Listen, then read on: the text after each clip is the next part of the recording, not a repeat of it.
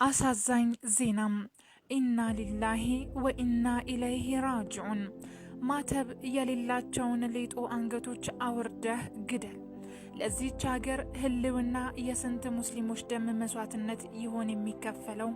ከአጣዬ 14 ኪሎ ሜትር የምትርቀው ላይ ከአራቆሬ ላይ ሙስሊም በመሆናቸው ብቻ በእሳት ተለብልበው በወረዳው ፖሊስ የተገደሉ 5 ሙስሊሞች ሬሳቸው ከሚሴ 07 ቃጩር ቀበሌ ከታች በምትመለከቱት መልኩ ተቀብረዋል።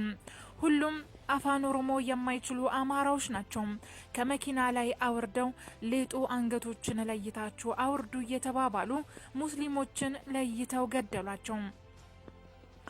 አንዷ የ2 ዓመት ህጻን ልጅ ናት። 2 ሰዎች ተርፈው ሆስፒታል ናቸው።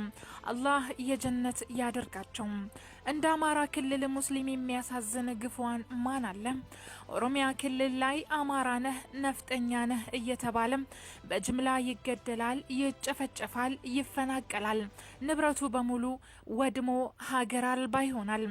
አማራ ክልል ላይ ደግሞ ኢስላም ነህ፣ ኦነግ ነህ፣ አክራሪ ነህ፣ ወሃቢያ ነህ እየተባለ ይገደላል፣ መስጂዱ ይወድማል፣ ንብረቱ ይነዳል፣ ይቃጠላል። በዚህ ሁሉ ግራ መጋባት መሀል ሆኖ ለደህንነቱ ዋስትና የሚሰጠው መንግስት ማግኘትን አልታደለም። የሚደርስበት የአስተዳደር መድሎና በደል ተዘርዝሮ ከቶ አያልቅም። ይህ ህዝብ ወዴት ይድረስ? ይህ በ2 ሰዓት የሚቆረጥ በ2 ስለት የሚቆረጥ ህዝብ ወዴት ይሰደድ? አማርኛ መናገሩም ላኢላሃ ኢላላህ ማለቱም የሚያስገድለውን ህዝብ ማን ይድረስለት? ቀጣይ ወደ ሆነው መረጃችን ስንሸጋገር የታላቁ አንዋር መስጂድ ምክትል ኢማም ሼህ ሁሴን በድንገት ወደ አኺራ ሄዱ።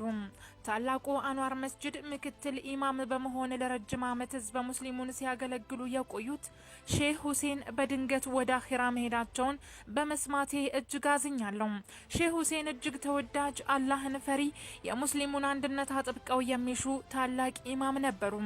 በህዝበ ሙስሊሙ እጅግ ተወዳጅ ከመሆናቸውም በላይ ለሙስሊሙ ብዙ ትግልና መስዋዕትነት የከፈሉ ኢማም ነበሩ። እኚህን የመሰሉ ለሐቅ የቆሙ ተወዳጅ ኢማም በዚህ ወቅት በሞት መነጠቅ ብዙ በኡማው ላይ ያጎድላል።